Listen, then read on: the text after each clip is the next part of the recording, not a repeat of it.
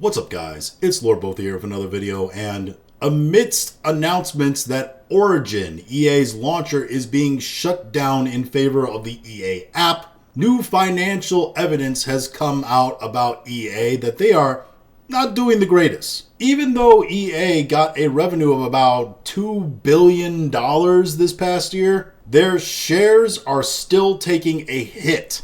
This comes to us from Yahoo Finance. EA cuts 2025 bookings forecast, shares fall. This via Reuters says video game company Electronic Arts cuts its forecast for fiscal year 2025 bookings on Wednesday, citing weakness across some sports titles. And it's not just sports titles. The company's shares fell nearly 7% in an extended trading. For those of you who don't know finance, that's a lot. Try taking 7% of your car off and see if you can't see a difference with how it functions on the road. EA now expects annual net bookings in the range of $7 billion to $7.15 billion, down from its earlier forecast of between $7.5 billion and $7.8 billion. And I know some of you are like, that's a difference of, a couple hundred million in already $7 billion, so what's there to really worry about? Well, it obviously shows a negative trend that could continue and actually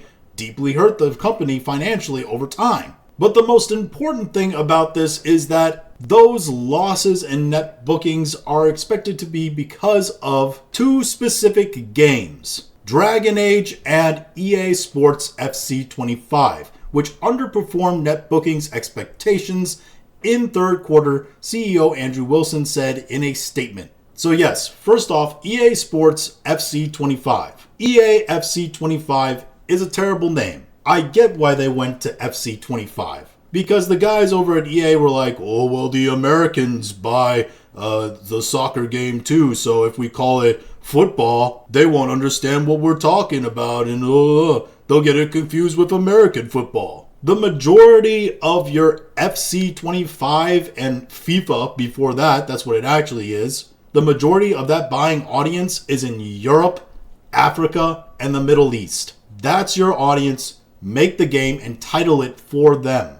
Don't worry about what your smaller American audience wants. Service the majority of customers, not the minority. But the most laughable overall is the Dragon Age connection here, because this just proves that Dragon Age the Veilguard was a total failure. And people tried to cope. People tried to say, oh, the game actually sold well. It wasn't that bad, blah, blah, blah. No, it's directly linked to a reason why shares fell 7% for its parent company. This is a game that sold like 1 million, 1.5 million copies, and it was supposed to sell 10 million copies. So there you have it. You made a woke, agenda-driven game that destroyed a franchise, drastically underperformed, and it, combined with a game that was stupidly titled and lacked the branding of its predecessor, those two things drove your company to lose 7% shares and now is drastically harming your financials. Maybe you'll finally learn a lesson from this, EA. Maybe you should give gamers what they want and stop listening to the agenda people. Hell, maybe that's the reason why the Mass Effect 5 guys have made it quite clear that they do not want the Veilguard guys on their team, to the point where I think they're trying to find other jobs and projects that they can stick those people on while the veterans make the good Mass Effect game. But those are just my thoughts on all this. If you have your own thoughts, go ahead and leave them in the comments. If you liked this video, go ahead and like, share, and subscribe. If you didn't like this video, I appreciate you watching all of it. We'll talk to you again later.